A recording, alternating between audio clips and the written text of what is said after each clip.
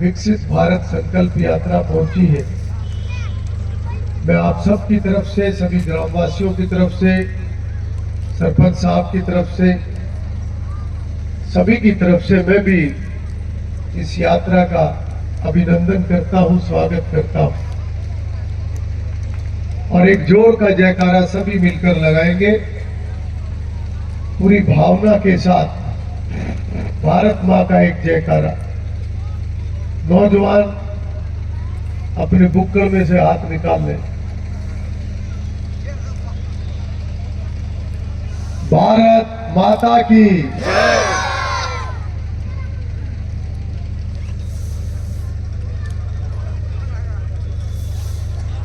बड़े भाई घरोंडा के पूर्व विधायक श्री रमेश कश्यप जी ने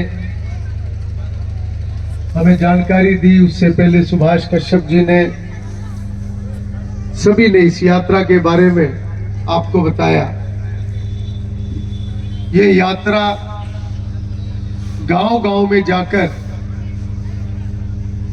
केंद्र और प्रदेश सरकार की सभी योजनाओं को लोगों तक पहुंचाने का काम कर रही है। और इस यात्रा का एक उद्देश्य यह है कि सरकार की बनाई हुई हर योजना की जानकारी हर आदमी को होनी चाहिए। हमने बहुत जगह देखा है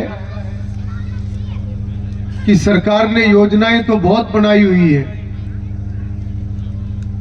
और टेक्नोलॉजी के माध्यम से आज ऑनलाइन आप किसी भी योजना की पूरी जानकारी भी ले सकते हैं और उस पर आगे बढ़ भी सकते हैं। अगर उस योजना का कोई पात्र है तो उसका लाभ भी ले सकता है।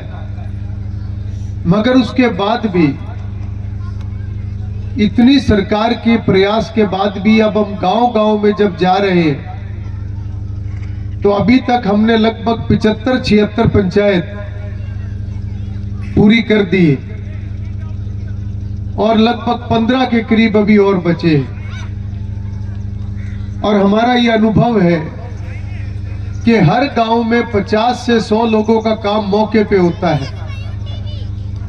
और उसके अलावा मैं हर स्टॉल से जाकर जानकारी लेता हूं कि कितने लोगों ने आके जानकारी ली। वो आंकड़ा कम है। मैं कृषि विभाग से पूछता हूं,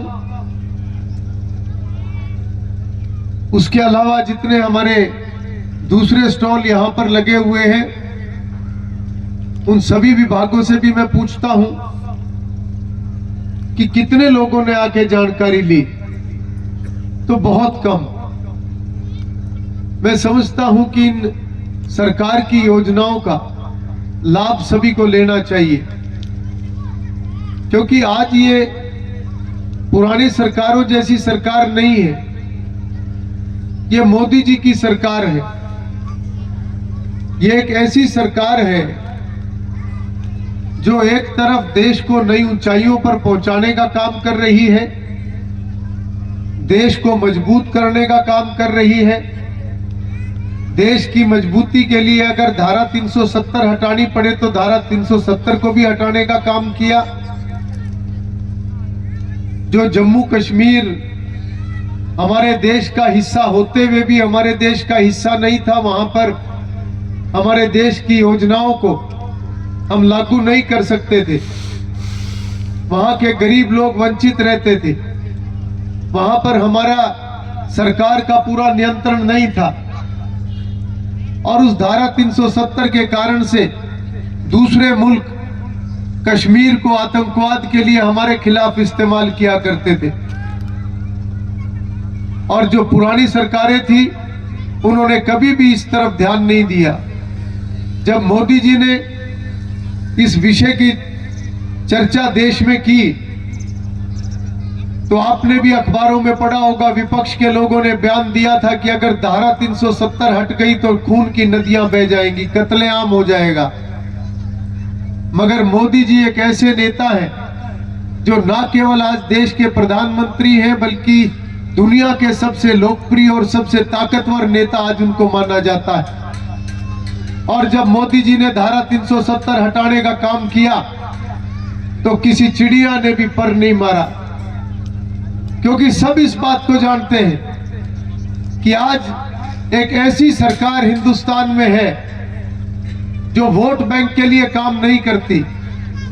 आज एक ऐसी सरकार हिंदुस्तान में है जो देश की मजबूती और समाज की मजबूती के लिए काम करती है। आज जब हमारे देश के प्रधानमंत्री दूसरे देशों में जाते हैं तो याद करें हम उस समय को जब हमारे देश के प्रधानमंत्री जाया करते थे तो कई बार वहां के राष्ट्रपति और प्रधानमंत्री समय भी नहीं दिया करते थे।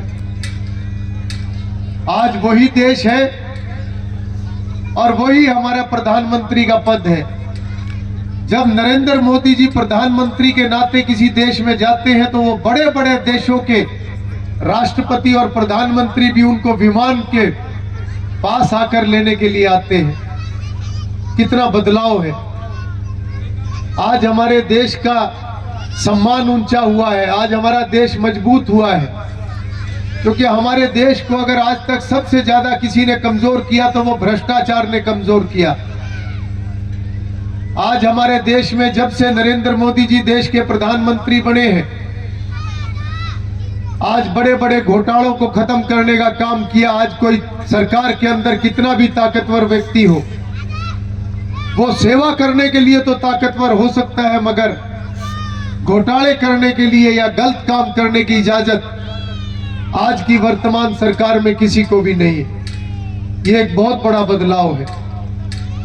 आज की वर्तमान सरकार में या आज के वर्तमान दौर में जहां पहले पैसे कमाने की होड़ हुआ करती थी, आज सेवा करने की होड़ है।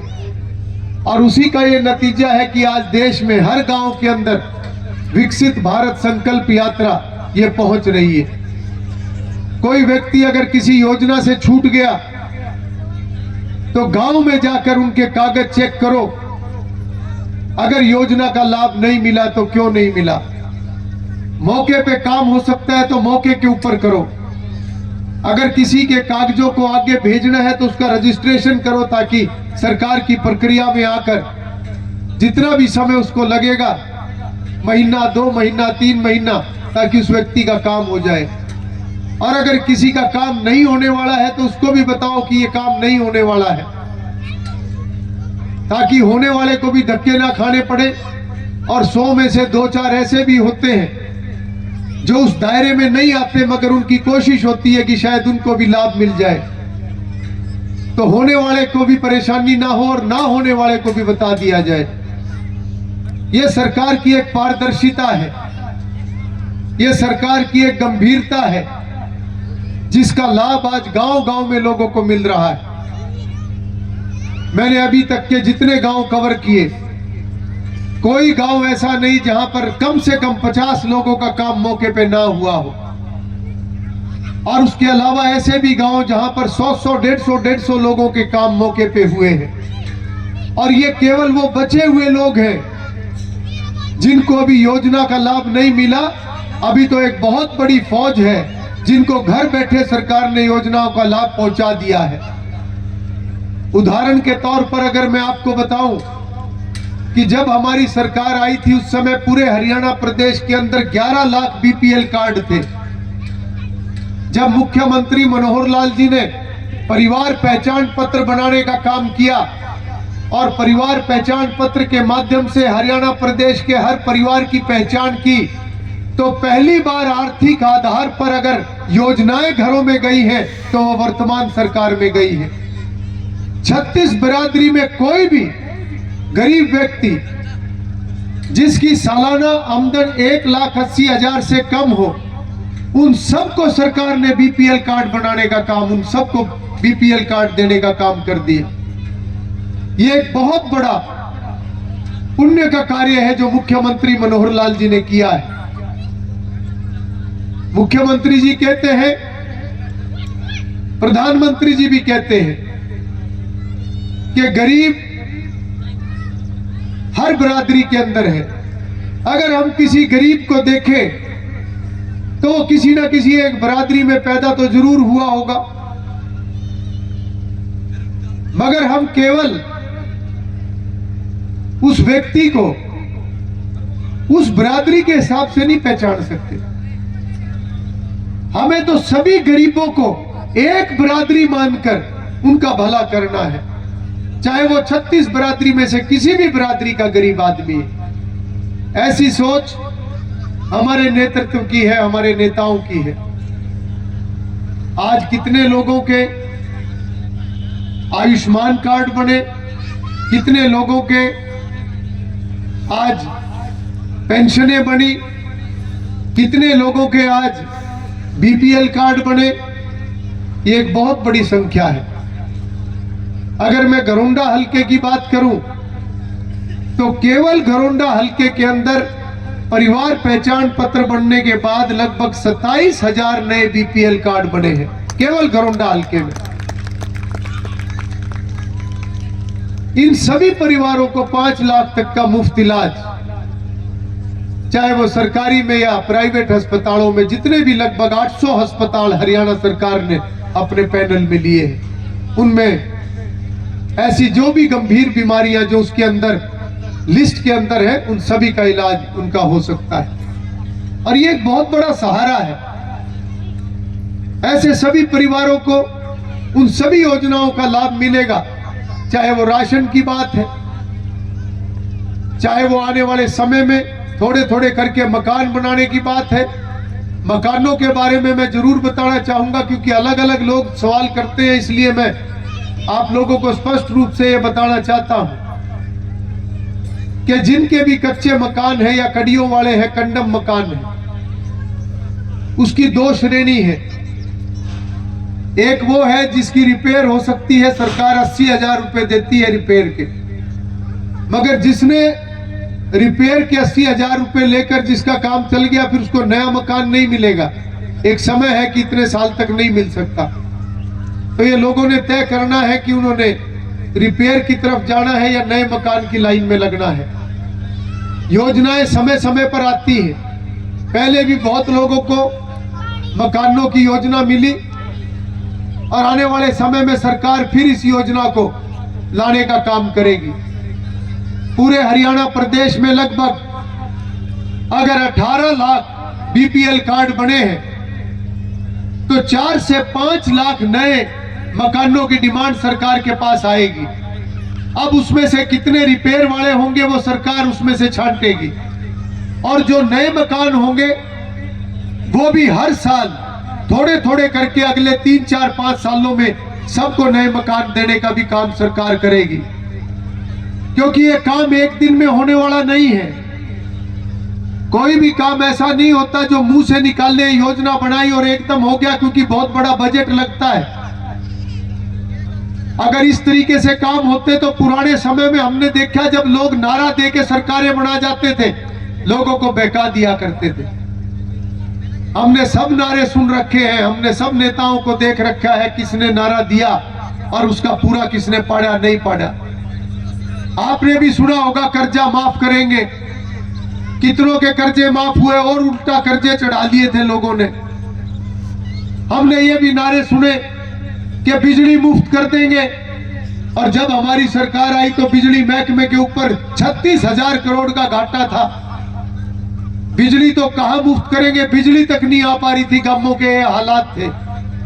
आज हमारी सरकार में कितने नए पावर हाउस बने हैं, 24 घंटे बिजली। आज 90% से ज्यादा गांवों में हरियाणा प्रदेश में आज किस प्रकार से बिजली जा रही है। यह सुधार किया है भारतीय जनता पार्टी की सरकार ने, क्योंकि केवल नारे देने से समाज का भला नहीं होगा। नारे देने से लोगों को बहकाया तो जा सकता है, लोगों को बहका कर उनका वोट लेकर सरकार तो बनाई जा सकती है, मगर इससे बड़ा पाप नहीं होता जब कोई गलत बात कह के, गलत नारा दे के सरकार तो बना ले और लोग उसके बाद अपने आप को ठगा सा महसूस करें।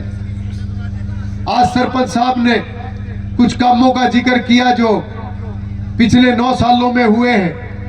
मैं थोड़ा थोड़ा गिन रहा था जितने जितने आइटम वो बोल रहे थे।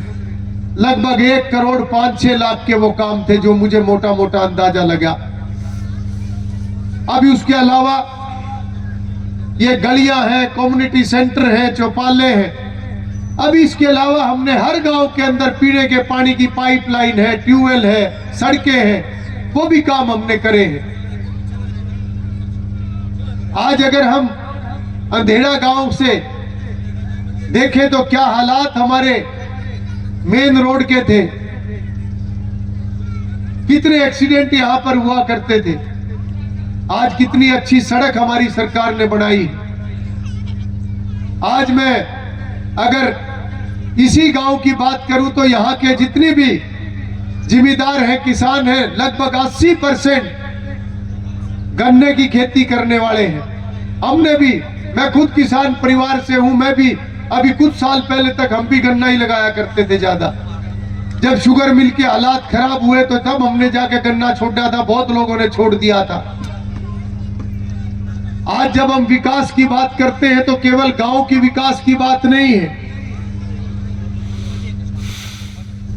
केवल इन सड़कों की बात नहीं है, केवल इन योजनाओं की बात नहीं है जो आज हम घर घर पहुंचाने के लिए प्रयास कर रहे हैं। आज व्यवस्थाओं को मजबूत किया गया है। आज ऑनलाइन के माध्यम से भ्रष्टाचार को चोट मारने का काम हमारी सरकार ने किया है।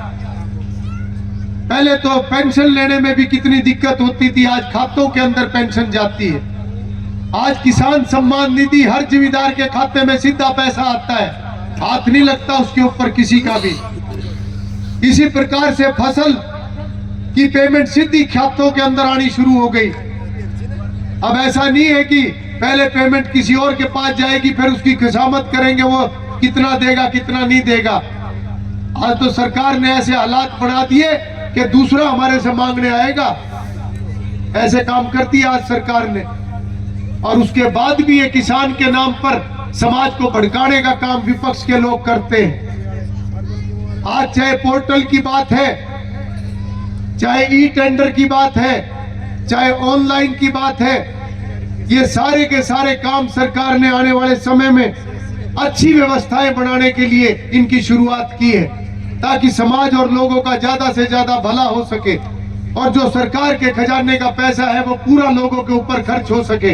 इसके ऊपर सरकार बहुत गंभीर है। आज हमारी सरकार में जब से मोदी जी प्रधानमंत्री बने हैं, जो हम 50-50 हजार करोड़ के घोटालों की बात सुना करते थे, आज एक भी घोटाला हिंदुस्तान के अंदर कहीं सुनने में नहीं आता। ये एक बहुत बड़ी बात है। ऐसा डंडा नेता का होना चाहिए, ऐसा कंट्रोल नेता का होना चाहिए जो आज की वर्तमान सरकार के अंदर है।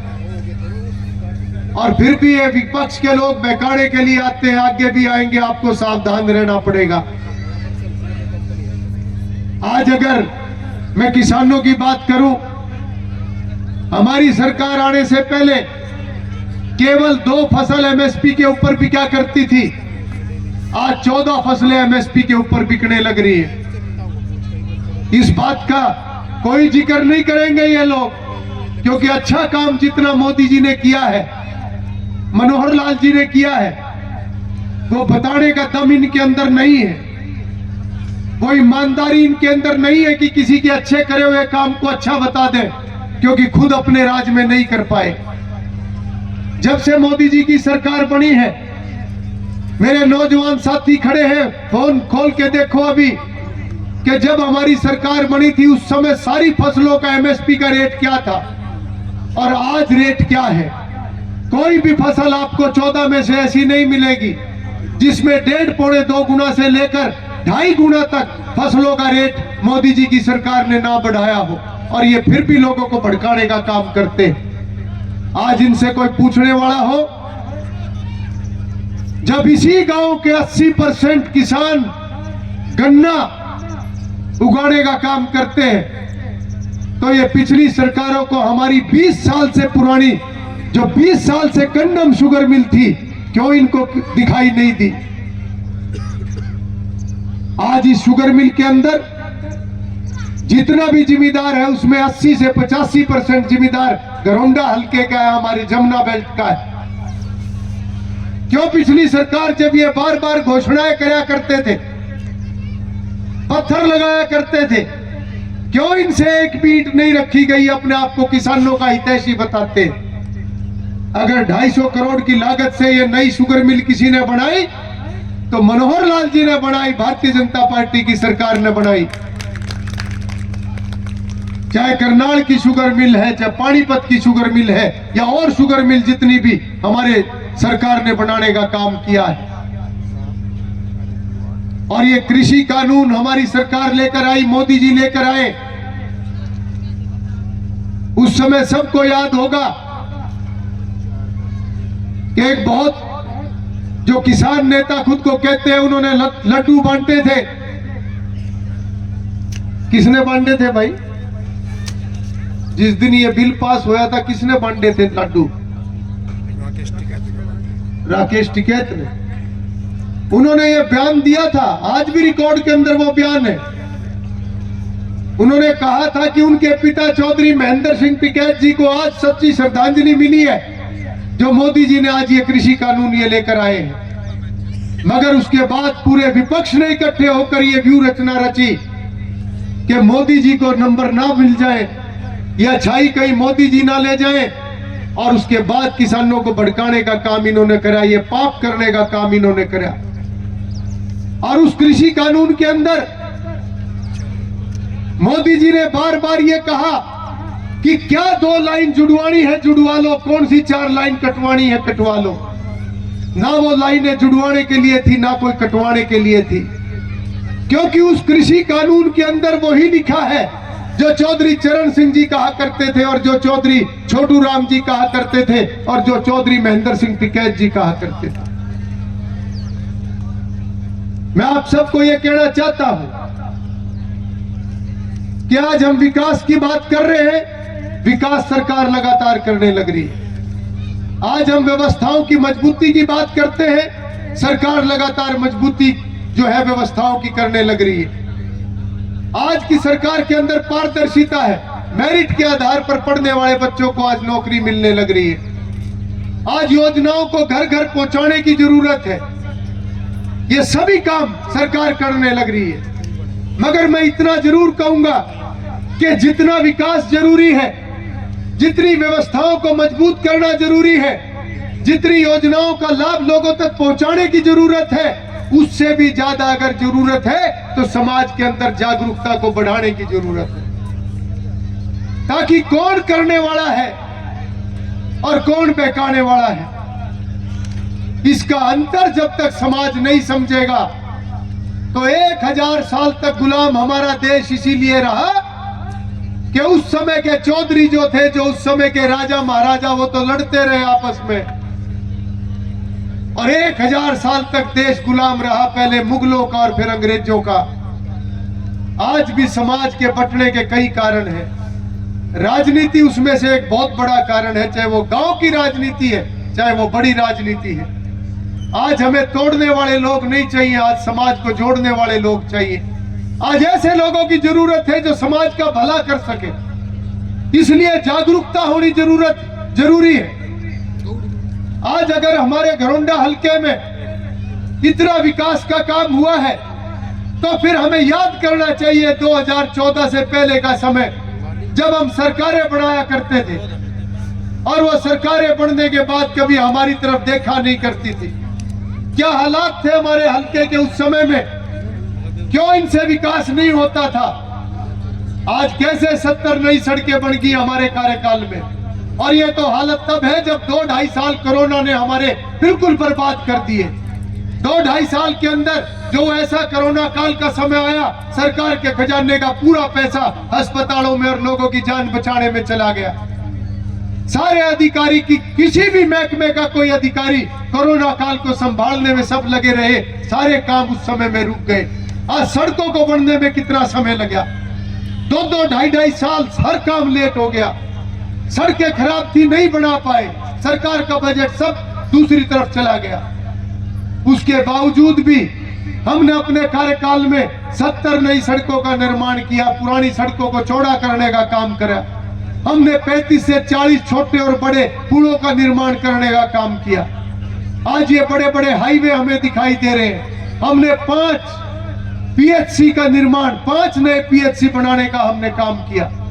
हमने लड़कियों का कॉलेज बनाने का काम किया, हमने ITI बनाने का काम किया, हमने घरोंडा शहर के अंदर हमने सब डिवीजन बनवाने का काम किया, हमने लाइन पार के 15 से 20 गांव जिनके पास आज तक घरोंडा शहर के अंदर आने का रास्ता नहीं था, हमने रेलवे से जमीन लेकर उन 15 से 20 गांवों को घरोंडा शहर से जोड़ने का काम करा।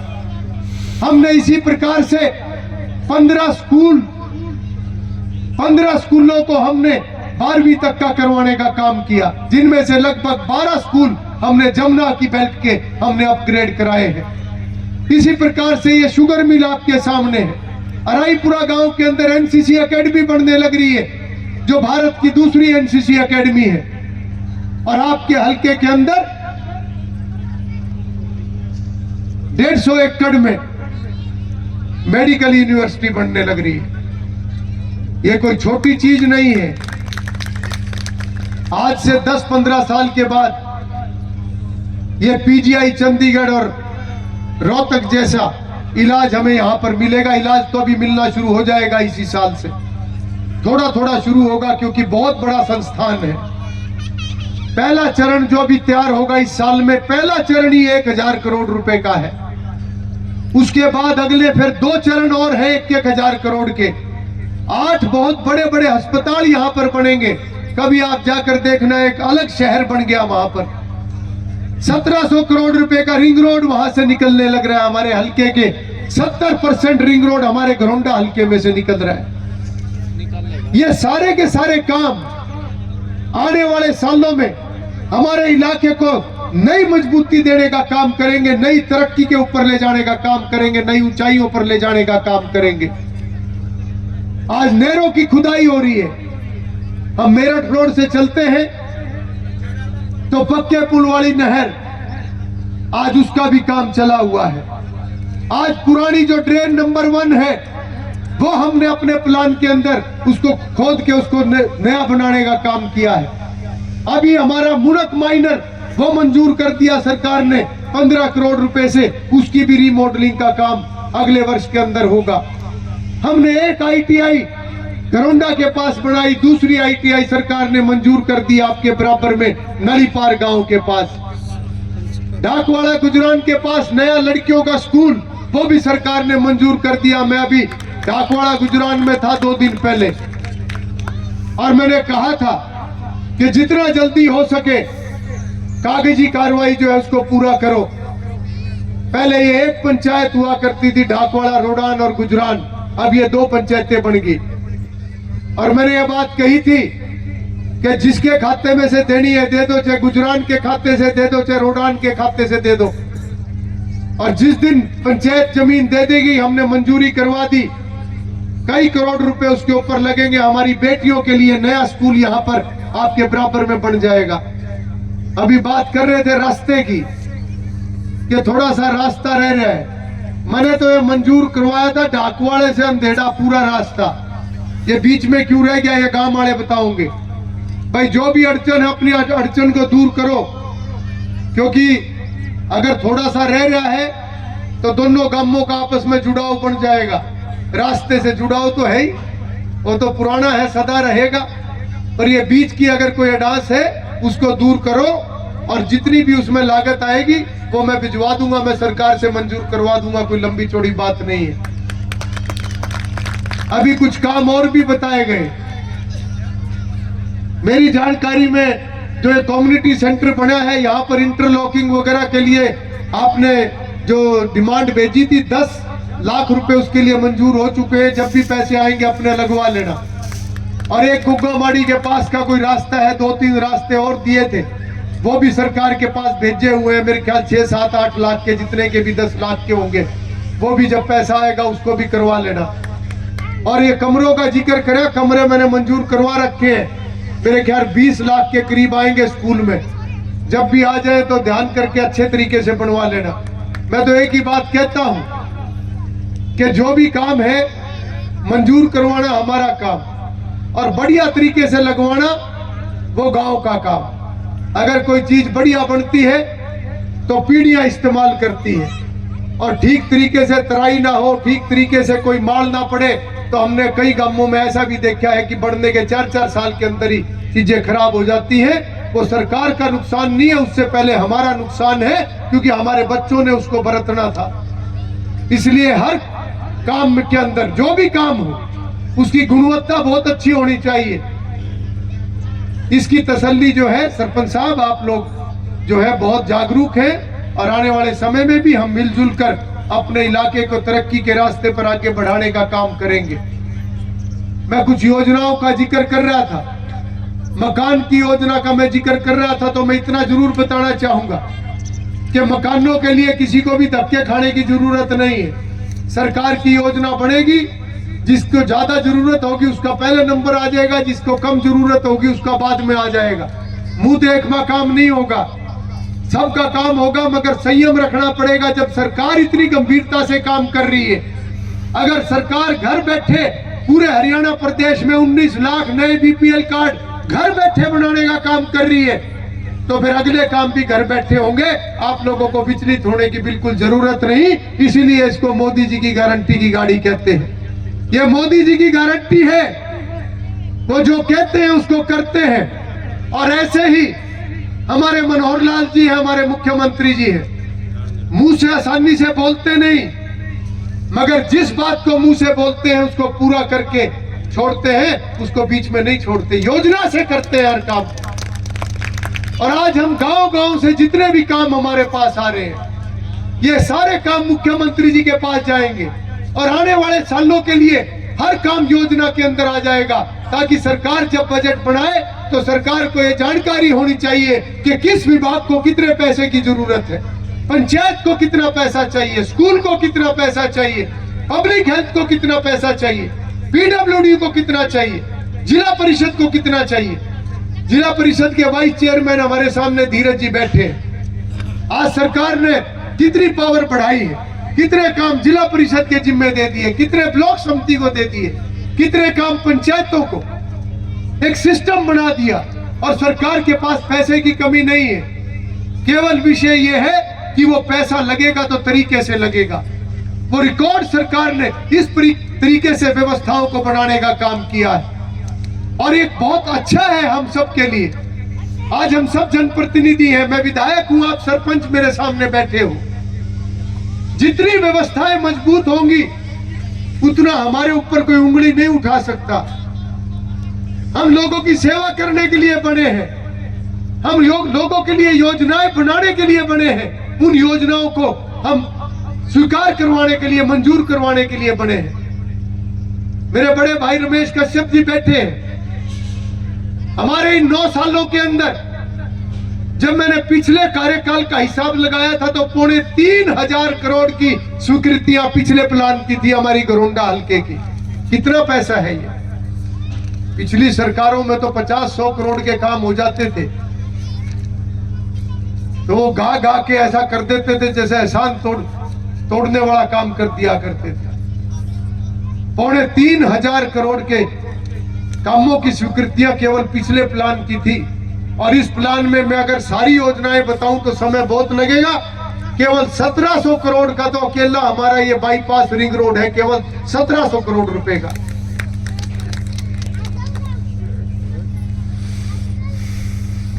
और कमाल की बात यह है कि मैं हल्के का विधायक हूं, हजारों करोड़ रुपए के काम, और पूरे सरकारी सिस्टम में एक पैसे के ऊपर भी मेरा कहीं साइन नहीं मिलेगा। एक पैसा भी मेरे खाते से या मेरी जेब से निकला हुआ नहीं है। पैसा निकला हुआ है, सिस्टम से निकला हुआ है। हमारा काम है लोगों को क्या जरूरत है, कैसे वो समस्या दूर होगी, कैसे हम नया प्रोजेक्ट ला सकते हैं, कैसे हमने सरकार से मंजूरी करवानी है, उस मंजूरी के बाद क्या अड़चने हैं वो कैसे दूर करनी है, ताकि लोगों को उन योजनाओं का, उन प्रोजेक्ट्स का लाभ मिल सके। मैं अगर आपको याद दिलाऊं, 2002 में उस समय की सरकार ने घरोंडा हल्के में 2 पीएचसी मंजूर कराई थी। ये बातें समझने की है, जब ही अंतर पता लगेगा। आज अगर हम कहते हैं हमने 4 साल में मेडिकल यूनिवर्सिटी खड़ी कर दी 1000 करोड़ रुपए की, 1700 करोड़ का रिंग रोड जिसका 4-5 महीने पहले शिलान्यास हुआ, आज जाके देखो कितनी 100 की स्पीड पे काम चल रहा है। 2002 में 2 पीएचसी मंजूर करी थी, एक चौरा गांव में और एक बरसत गांव में। 3 साल तो वो सरकार रह के चली गई और 10 साल अगली सरकार रह के चली गई, जो उनसे आज ये रुक के देने लग रहे हैं कि हम बन गए तो इतना फ्री कर देंगे, इतनी पेंशन कर देंगे, इतना फलाना कर देंगे, इतना ढमकाना कर देंगे। इनके बस का कुछ नहीं है। जितने मैंने ये काम बताए हैं, अगर इनमें दम होता और इनके अंदर नियत होती काम करने की, इसका 10% करके दिखा देते, हम मान लेते भी जो कह रहे हैं ठीक कह रहे हैं। 3 साल एक सरकार रह के गई और 10 साल दूसरी सरकार रह के गई, एक ईंट नहीं धरी गई इन पे दोनों पीएचसी में। चौरा भी 15 गांवों का सेंटर है और बरसत भी 15 गांवों का सेंटर है। हमने उनको भी बनाया और हमने 5 नई पीएचसी बनाने का काम करा, और ये तो बहुत छोटा काम है हमारे लिए। अगर इनसे 1 करोड़ रुपए का काम 13 साल में नहीं हुआ, हमने 1000 करोड़ की मेडिकल यूनिवर्सिटी 4 साल के अंदर हमने बना के तैयार कर दी। ये मोदी जी की सरकार है, ये मनोहर लाल जी की सरकार है, ये ईमानदारी की सरकार है, ये लोगों की सेवा करने वाली सरकार है। इसलिए अगर मैंने आपको कहा है कि विकास से भी ज्यादा अगर जरूरी है, व्यवस्थाओं से भी ज्यादा अगर जरूरी है, योजनाओं से भी ज्यादा अगर जरूरी है, तो लोगों की जागरूकता जरूरी है। क्योंकि अगर लोग जागरूक होंगे तो कोई बकाने वाले की हिम्मत नहीं कि आके हमारे बीच में हमें बहका के चला जाए। मैं अपनी बात को यही समाप्त करता हूं। योजनाएं बहुत है, जिक्र करूंगा समय बहुत लगेगा। एक गरीब लोगों के लिए योजनाएं, जो एक दयालु योजना है, मैं उसकी जानकारी जरूर दूंगा कि गरीब परिवार का कोई भी सदस्य भगवान को प्यारा हो जाए तो 1 लाख रुपए से 5 लाख रुपए तक का सहारा हरियाणा की सरकार उस गरीब परिवार को लगाएगी। चाहे किसी भी कारण से मृत्यु हो, और उम्र के हिसाब से कर दिया। 6 से 12 के बीच में अगर उम्र है 1 लाख, 12 से 18 के बीच में उम्र है तो 2 लाख, 18 से 25 साल के बीच में उम्र है तो 3 लाख, और जिसकी मृत्यु हुई उसकी उम्र अगर 25 से लेकर 45 साल है तो 5 लाख का सहारा उस गरीब परिवार का लगेगा। और 45 से 60 साल अगर है तो फिर 3 लाख रुपए। ये एक योजना। और ऐसे सभी परिवारों की बेटियों की 12वीं के बाद कॉलेज तक की जो पढ़ाई है उसकी पूरी फीस हरियाणा की सरकार देगी। ये भी योजना बना दी। बाकी योजनाओं की जानकारी आप लोगों को होनी चाहिए, आप भी ध्यान करो, क्योंकि समय बहुत ज्यादा हो गया। अभी भी मेरे 2 गांव बचे हुए हैं और आखिरी गांव में जाता हूं तो बहुत अंधेरा हो जाता है कई बार, फिर भी लोग बैठे होते हैं ठंड में और फिर लोगों को तकलीफ होती है। इसलिए मैं अपनी बात को यही समाप्त करता हूं। यहाँ आने पर आपने बड़ा मान सम्मान मुझे दिया, हमेशा आप सब मुझे बहुत मान सम्मान देते हो, उसके लिए मैं सिर झुका के आप सभी को नमन करता हूँ। बहुत बहुत धन्यवाद।